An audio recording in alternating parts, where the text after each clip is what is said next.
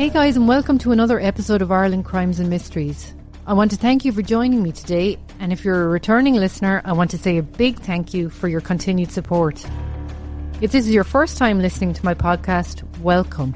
It's great to have you on board. So without further ado, let's get started on today's story. Ireland Crimes and Mysteries is presented by GoLoud, Ireland's leading audio publisher and the home of Irish podcasts. Find new episodes on the podcast first on the GoLoud app and on your favourite podcast platform. It was Sunday, the 24th of March 1968, Mother's Day in Ireland. At Cork Airport, families stood near the windows waving as Aer Lingus flight 712 prepared for its short hop over to London. The green and white Vickers Viscount, tail number EIAOM, had made that journey hundreds of times before. It was a reliable plane, well known to passengers and crew alike. On board were 57 passengers and a crew of 4. They were ordinary people travelling for work, for visits, for holidays. Some were immigrants heading back to London after seeing family. Others were English tourists returning home from a weekend in Ireland. And among them were mothers, fathers and children, each with their own story, each expecting to be in Heathrow before lunchtime. Captain Bernard O'Byrne was 35 and was an experienced pilot from Dublin, known by colleagues as calm and capable. His co-pilot, First Officer Paul Heffernan, was just 22. He was enthusiastic, methodical, and already regarded as one of Aer Lingus' most promising young pilots. The cabin crew consisted of Anne Kelly from Dublin and Mary Coughlin from Cork, both of which were 21 years old and part of a new generation of flight attendants representing Ireland abroad, friendly, professional and proud of their jobs. The passengers included Jerome Jerry McCormack, a 36-year-old farmer from County Mayo. He was flying back to work in England. Margaret Walsh, a young woman travelling to visit her sister, and Jack Furlong, a 24-year-old construction worker from Wexford who'd been home for the weekend. Each one said goodbye that morning, never imagining it would be for the last time. Flight 712, or Echo India Alpha Oscar Mike, as it was known by call sign, took off from Cork at 10:32am, climbing smoothly over the Irish coast. The weather was clear, calm and perfect for flying. From the windows, passengers could see the soft blue of the Atlantic stretching beneath them, and on the horizon, the faint outline of Wexford's southern coastline. Inside the cabin, the mood was light. This was a short flight, less than an hour. Anne Kelly and Mary Coughlin would have just begun preparing the tea trolley. Some passengers settled into the Sunday papers, others chatted with each other. It was kind of an uneventful morning flight where nothing much would be different from any other day. And that was exactly how everyone liked it. At 11:10am, Flight 712 was cruising at around 17,000 feet over the sea south of Tuskar Rock, just off the Wexford coast. The lighthouse below had stood there for many years, a silent marker on the edge of Ireland. Out at Tuskar Rock, the lighthouse, its beams automated and steady, a fixed point on the edge of Ireland's coastline. No one that day could have known what was unfolding overhead. A few minutes later, a broken transmission came through to Shannon Control. The voice, believed to be that of Captain O'Byrne, was calm at first, then cut sharply mid-sentence. 12,000 feet, descending, spinning rapidly. Then, without warning, radio contact with Flight 712 stopped. At first there was no alarm. Short radio waves happened occasionally. Sometimes the signal flickered as planes crossed from one control zone to another. But a few minutes later, when air traffic controllers in Shannon and London both failed to raise the crew, white unease began to spread. By 11:25am, radar operators realised the aircraft had vanished from their screens. Moments earlier, that brief and broken radio message had come through from the cockpit. The crew reported that they were 12,000 feet descending, spinning rapidly, before the transmission was cut short. After that, there was nothing. No follow-up call, no confirmation, just static. Controllers tried to raise the flight repeatedly, but it never responded again. The last recorded radar position placed it roughly 10 miles off the Wexford coast, close enough that, on a clear morning, the crew would likely have been able to see land. Back at Heathrow, the staff at Aer Lingus prepared for the plane's arrival as usual. It was due in at 11:50 a.m. Families waited in the arrivals area, scanning the board for updates. But when the time passed with no sign of the flight, unease began to set in. A delay maybe? A diversion? Maybe the weather? It wasn't until a call came through from Dublin that staff began to realise something far more serious was unfolding. Within the hour, the Irish Coast Guard, the Royal Navy and local fishing boats were alerted. Search planes were dispatched from Baldonnel and RAF Valley in Wales, heading towards the stretch of sea south of Wexford. As word reached the families, shock turned to disbelief. This was Aer Lingus, Ireland's flagship airline. It couldn't just vanish. There had to be some mistake. By that afternoon, debris began to wash ashore. First, pieces of the aircraft's fuselage, then a few seat cushions, then, devastatingly, a child's shoe. For the people living along the Wexford coast, that Sunday would be remembered forever. The day the sea brought tragedy to their doorstep. By early afternoon, rescue calls had gone out across Ireland and the Irish Sea. Coastguard stations from Rosslare to Waterford reported sightings of scattered wreckage drifting north on the tide. Fishermen who had been out that morning began hauling pieces of the aircraft into their nets. Panels of aluminium, a seat cushion, and as I said, that child's shoe. The search became one of the largest ever mounted in Irish waters. Helicopters from Baldonnel and the RAF Valley in Anglesey joined the effort, along with naval vessels and trawlers pressed into service from Wexford and Dunmore East. Throughout the afternoon, the shoreline filled with locals scanning the horizon, hoping for survivors, but already fearing the worst. Back in Cork, Aer Lingus set up an emergency centre. Staff phoned Heathrow and Dublin every few minutes, still clinging to the faint hope that the flight had made an emergency landing somewhere along the coast. At Heathrow, relatives were quietly led to a private room. Some had brought flowers for Mother's Day. Others still believed there had been a radio failure. By evening, officials could no longer soften the truth. Flight 712 had been lost at sea. That night, weather conditions turned against the searchers. The light wind that had made for perfect flying weather earlier now stirred up a mist that clung to the water. Despite this, dozens of vessels stayed out through the night, sweeping grids south of Tuskar Rock Lighthouse. By dawn on Monday the 25th of March, rescue crews began recovering bodies. Most were found floating close together, suggesting the aircraft had come down largely intact. Every discovery was logged and photographed. The bodies were brought to Our Lady's Island and later identified at Wexford General Hospital. For the families waiting there, those hours were almost unbearable. The lists came slowly, a handful of names at a time. In the following days, all 61 people on board were confirmed dead. Only 14 bodies were ever recovered. Among them were the two flight attendants, Anne Kelly and Mary Coughlin, whose colleagues from Aer Lingus accompanied their coffins home. The rest remained somewhere beneath the sea, along with the wreckage. With no survivors and only fragments of wreckage to examine, speculation began immediately. First theory was the most straightforward: structural failure. The Viscount was a dependable aircraft, but had been in service since 1957. Investigators initially believed part of the tail or elevator assembly might have broken away mid-flight, sending the aircraft into a steep descent. Then fragments began to tell a slightly different story. Some pieces showed signs of impact from outside, as though struck by another object, and reports emerged of fishermen and radar operators who'd seen military aircraft in the area that morning. This fueled another theory, that Flight 712 had collided with or been struck by a British military plane during low-level manoeuvres.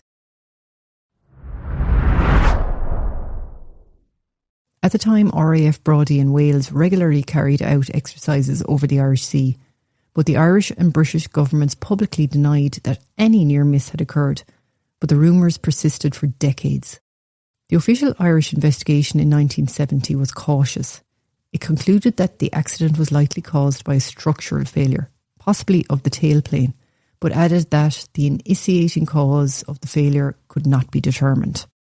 It also noted the presence of a Royal Navy beaufighter reported in the area earlier that day, though it found no proof of a collision. For the families, these technical explanations offered little comfort. They wanted clarity, not engineering language. Relatives spoke of how painful it was to read speculation in the papers while still waiting for their loved ones' remains to be found. Many never received anything, no bodies, no belongings, just an official letter and an Aer Lingus condolence card. In Ireland, the loss stunned the nation. Aer Lingus had an impeccable safety record. Commercial air travel was still something people dressed up for. The idea that a routine flight could vanish from the clear skies seemed unimaginable. Flags were lowered to half-mast across airports. In churches, the following Sunday, priests read the names of the victims aloud. At St Patrick's Church in Cork, mourners filled the aisles for a memorial service for the two stewardesses. In Wexford, local fishermen stood shoulder to shoulder with Coast Guard crews who'd spent days on the water. In Dublin, Aer Lingus employees lined the runways in silence as a plane performed a flypast. Even abroad, the storyline made headlines. British, American and European newspapers carried front-page photographs of grieving families and wreckage being lifted from the sea.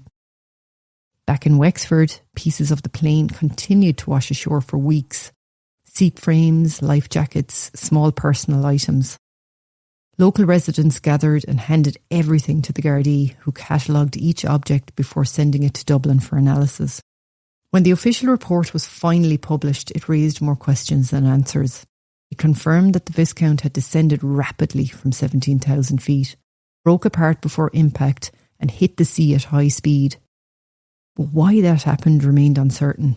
Over time, frustration grew. The relatives wanted another inquiry, this time one that would include British radar data and military logs. It would take more than 30 years, 2002 to be exact, before the re-examination finally happened. For now, though, in 1968, all anyone knew was that 61 lives had ended within minutes, in calm weather, on a Sunday morning that had begun with blue skies. For the families left behind, the sea off Wexford would never again be the same. It would be always the place where their world stopped. For decades after the crash, the question of what really happened to Flight 712 refused to fade. Officially, the 1970 report had closed the case, citing a probable structural failure in the tail section. But that conclusion never sat easily with the families, or with many in aviation circles. There had been too many unanswered questions and too many inconsistencies in the evidence that was recovered. By the early 1990s, Ireland had changed.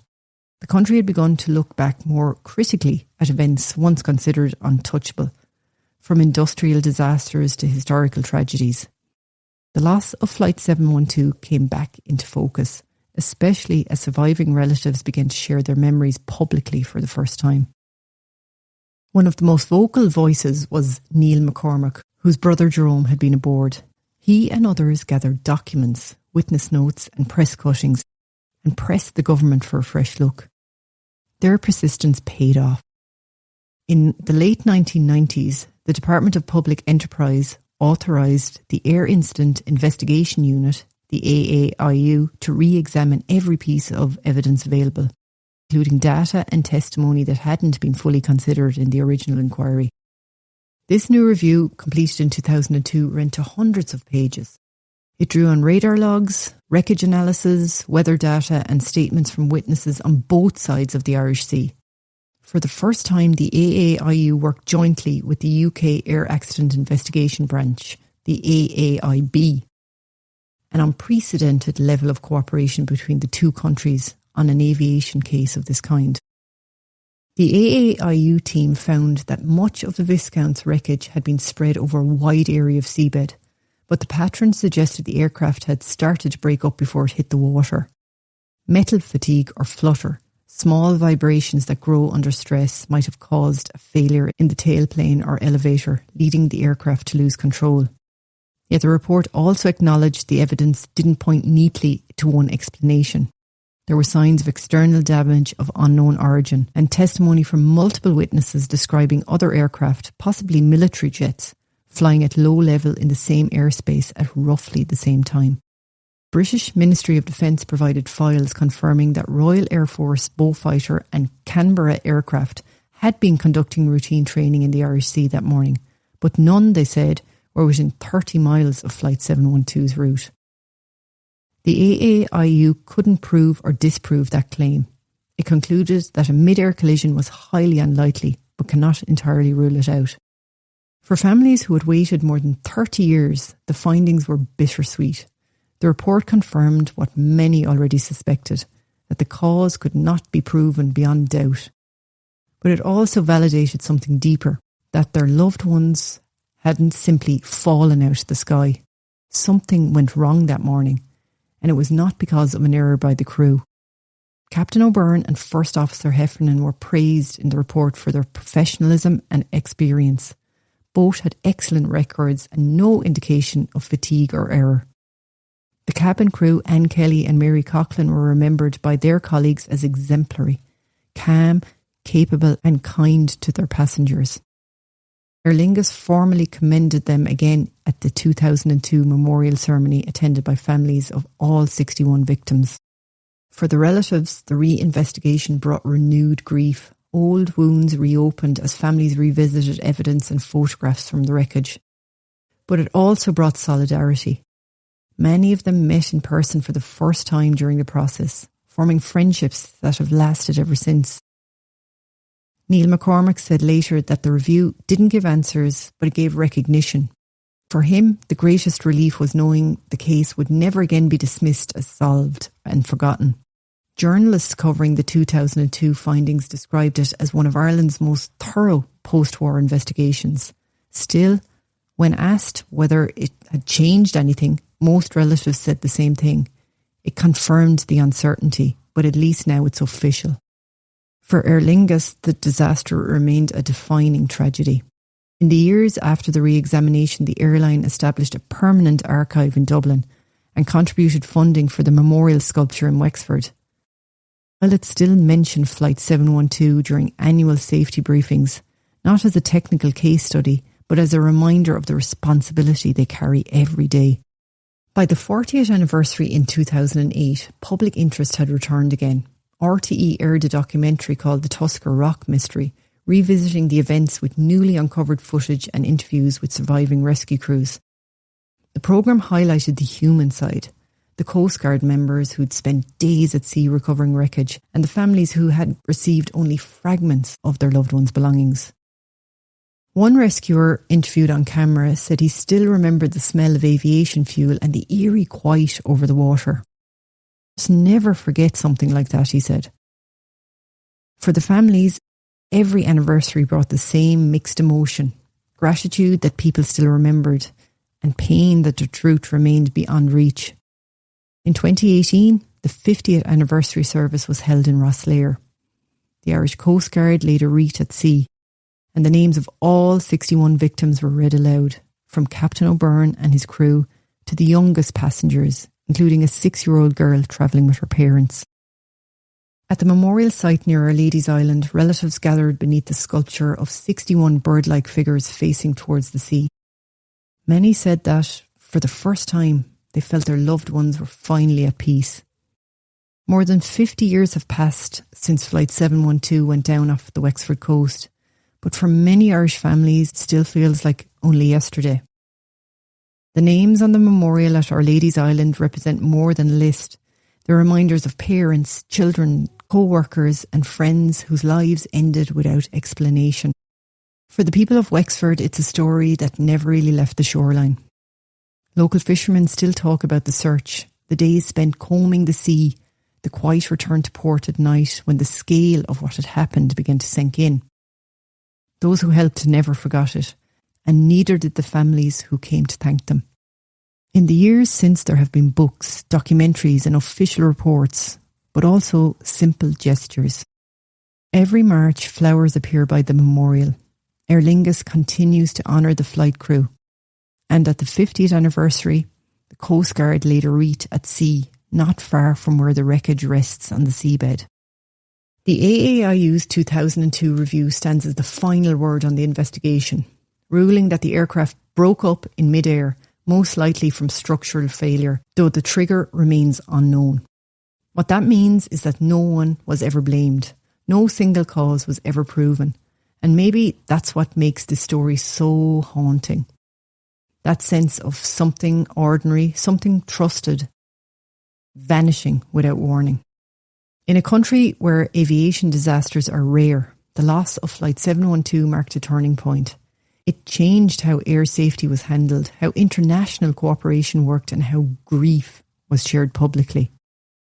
But at its heart, it's still a human story. 61 people, each with their own plans and hopes, lost on a clear spring morning. For their families and for everyone who still stands on that Wexford coastline each year, the Tuskar rock disaster isn't about conspiracy or mystery anymore. It's about memory, dignity, and love that never fades. So guys, that's it for today's episode of the Ireland Crimes and Mysteries podcast. Again, thanks for your listenership, and don't forget to subscribe to the show and hit that auto download so you never miss an episode. Until the next time, keep your eyes open and your mind curious. This podcast has been compiled from information gathered in the public sphere, like news articles, documentaries, and open source material that can be found on the web. Everything in this podcast is alleged unless a conviction has taken place.